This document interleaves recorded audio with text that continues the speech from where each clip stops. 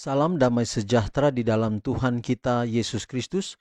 Shalom, selamat pagi dan semangat pagi. Jumpa kembali dalam renungan pagi kita untuk hari ini, 22 April 2022. 22 April 2022, dan saya juga mengucapkan selamat hari ulang tahun untuk Ibu Karyanti Kutika Kaheping yang berulang tahun di hari ini, dan juga pemuda Randy Aaron Tumatole yang ditambahkan usia 1 tahun hari ini, membilang 18 tahun. Puji Tuhan, oleh karena berkat Allah yang ajaib dalam kehidupan kita semua. Kita akan dengarkan pekabaran firman Tuhan pagi hari ini 22 April 2022 dengan judul Bersikaplah Terhormat. Sebelum kita lanjutkan, mari kita berdoa.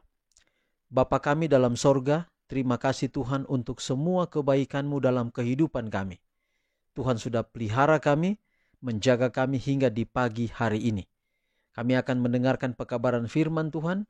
Biarlah firman-Mu boleh menjadi berkat dalam kehidupan kami. Terpujilah nama Tuhan, dalam nama Yesus kami telah berdoa. Amin. Sekali lagi renungan pagi kita untuk hari ini 22 April 2022 dengan judul Bersikaplah Terhormat. Dan ayat tema kita Roma 12 ayat 17, janganlah membalas kejahatan dengan kejahatan. Lakukanlah apa yang baik bagi semua orang. Sekali lagi, Roma 12 ayat 17, janganlah membalas kejahatan dengan kejahatan. Lakukanlah apa yang baik bagi semua orang.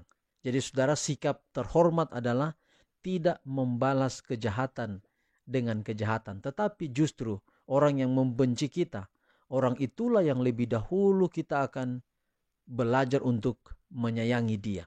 Sehingga itu bagaikan bara api diletakkan di atas kepalanya. Karena kita lebih terhormat daripada kita membalas kejahatan dengan berbuat kejahatan. Hidup itu adalah menuruti tata tertib. Selama di dunia, orang Kristen akan menghadapi pengaruh yang merugikan. Akan ada provokasi untuk menguji amarah. Dan dengan menghadapinya dalam semangat yang benarlah, maka rahmat Kristen dikembangkan. Jika luka dan hinaan ditanggung dengan lemah lembut, jika kata-kata yang menghina ditanggapi dengan jawaban yang lembut, dan tindakan yang menindas dengan kebaikan, ini adalah bukti bahwa Roh Kristus tinggal di dalam hati. Getah dari pokok anggur yang hidup mengalir ke cabang-cabang. Kita berada di sekolah Kristus dalam kehidupan ini. Sekali lagi, kita ada di satu sekolah, namanya sekolah Kristus dalam hidup ini, di mana kita harus belajar untuk menjadi lemah lembut dan rendah hati. Dan pada hari penghakiman terakhir, kita akan melihat bahwa semua rintangan yang kita hadapi, semua kesulitan dan gangguan yang harus kita tanggung adalah pelajaran praktis dalam penerapan prinsip-prinsip kehidupan Kristen.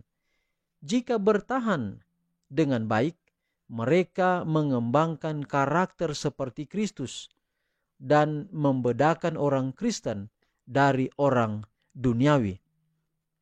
Ada standar yang tinggi untuk dicapai jika kita mau menjadi anak-anak Allah, mulia, murni, suci, dan tidak tercemar.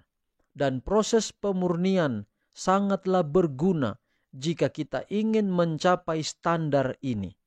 Bagaimana proses pemurnian ini selesai jika tidak ada kesukaran yang dihadapi, tidak ada tantangan yang menghadang, tidak ada kesulitan yang membutuhkan kesabaran dan ketekunan? Ujian bukanlah berkat terkecil dalam hidup. Mereka dirancang untuk menantang kita agar bertekad untuk berhasil. Kita harus menggunakannya sebagai sarana Tuhan untuk mendapatkan kemenangan yang diputuskan atas diri sendiri. Gantinya menjadi penghalang yang menindas dan menghancurkan kita. Jikalau kejujuran merupakan suatu prinsip kehidupan bisnis yang penting, maka tidakkah kita harus mengakui kewajiban kita pada Allah, kewajiban yang menggarisbawahi setiap kewajiban yang lain. Jadi saudara, kita harus mengendalikan amarah. Kemarin kita sudah pelajari, kalau kita kebiasaan memupuk hawa nafsu, maka kita akan tidak gampang mengendalikan diri kita. Hari ini, pekabaran kepada kita, sikap hormat adalah mengendalikan diri, tidak membalas kejahatan dengan kejahatan. Dan ini sering terjadi. Saya juga sebagai pendeta kadang-kadang ketika saya berada di jalan, lalu kemudian ada yang klakson dengan keras dari belakang, seperti ada rasa sesuatu dari dalam diri saya. Dan perasaan itu adalah perasaan amarah. Saya ingin membalas marah kepada orang. Dan ya, ini saya berupaya untuk merubah. Begitu pula dengan bapak-bapak yang mendengarkan pekabaran firman Tuhan hari ini. Mungkin ketika ada mobil yang melewati kita, orang bilang lambung, maka di sana kita seperti terpicu amarah kita. Nah, ini perlu dikendalikan, perlu untuk dikendalikan. Dan ini bukan seperti kita membalik telapak tangan begitu mudah. Ini perlu proses hari demi hari. Hati yang lembut perlu ada dalam diri kita. Kata-kata kita, sikap kita, tatapan kita. Mungkin kita tidak mengucapkan kata amarah, tetapi ketika wajah kita menengok seseorang dengan ganas, maka di sana nampaklah kita seakan mau membalas kejahatan dengan kejahatan. Saya pernah mendengar seorang pendeta berbicara, pendeta Ronald Mamarimbing pernah berkata demikian. Kita kadang-kadang kita ingin tegas di satu tempat. Kita ingin rindu orang itu berubah.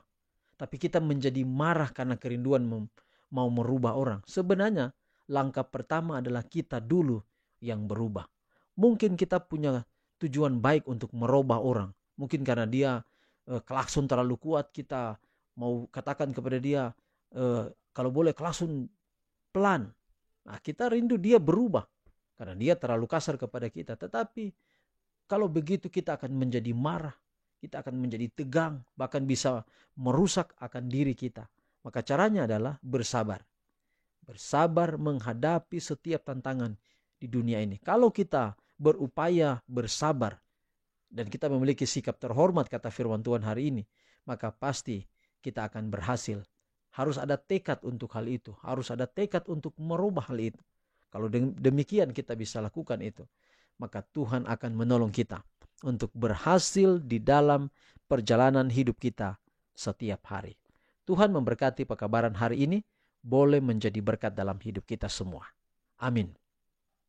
Mari kita akhiri pekabaran hari ini di dalam doa. Kita berdoa. Bapa di sorga, terima kasih untuk pekabaran firman Tuhan yang begitu indah. Kami rindu Tuhan diubah dengan caramu, cara yang penuh kasih. Kami diajar untuk tidak membalas kejahatan dengan kejahatan. Kami diajar untuk sabar. Kami diajar untuk rendah hati dan tulus melaksanakan setiap yang kami hadapi. Itulah sebabnya kami mohon Tuhan, mari Engkau memberkati kami. Kami tidak mampu melakukan semua ini tanpa campur tangan Tuhan. Kalau Tuhan pernah menang, Tuhan pernah sabar menghadapi hidup ini, maka sekarang Tuhan akan memberikan kekuatan kepada kami untuk melalui hidup kami. Hidup kami ketika kami boleh lewati itu, ada janjimu kami boleh rasakan ketika Engkau datang pada kali yang kedua.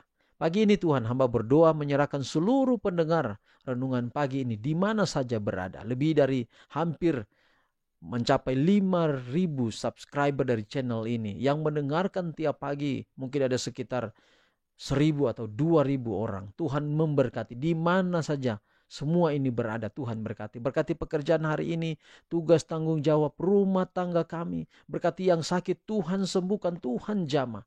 Pergumulan-pergumulan yang dihadapi mungkin hari ini, ketika sementara mendengarkan renungan ini, ada seseorang yang terpuruk hidupnya. Tetapi renungan ini, pekabaran ini, doa sementara dipanjatkan ini, sementara didengar oleh seseorang yang hamba-Mu tidak tahu di mana berada. Tapi Tuhan akan jamah hidupnya. Hamba juga berdoa untuk Ibu Karyanti Kutika Kahiping yang berusia 35 tahun di hari ini. Tuhan berkati perjalanan hidup, berkati keluarga, anak-anak. Berkati juga Randy Aaron Tumatole yang berada di Merauke. Tuhan berkati di usia ke-18 tahun. Tuhan memberkati perjalanan hidup, berikan keberhasilan selalu. Dan Tuhan turut campur tangan. Ibu Marta yang mengirimkan berita tentang ulang tahun ini juga, Tuhan kiranya akan memberkati. Tuhan terima kasih. Kami bersuka cita hari ini boleh mendengarkan firman-Mu dan boleh didoakan dalam permohonan doa kami di pagi hari ini. Kami sudah berdoa. Kami alaskan doa ini serta mohon berkat-Mu menaungi hidup kami. Tuhan memberkati Engkau dan melindungi Engkau. Tuhan menyinari Engkau dengan wajah-Nya dan memberi Engkau kasih karunia. Tuhan menghadapkan wajah-Nya kepadamu dan memberi Engkau damai sejahtera. Terpuji-puji nama Tuhan. Dalam nama Yesus kami telah berdoa. Amin. Saudaraku, demikian pekabaran untuk hari ini. Tuhan memberkati kita semua. Shalom.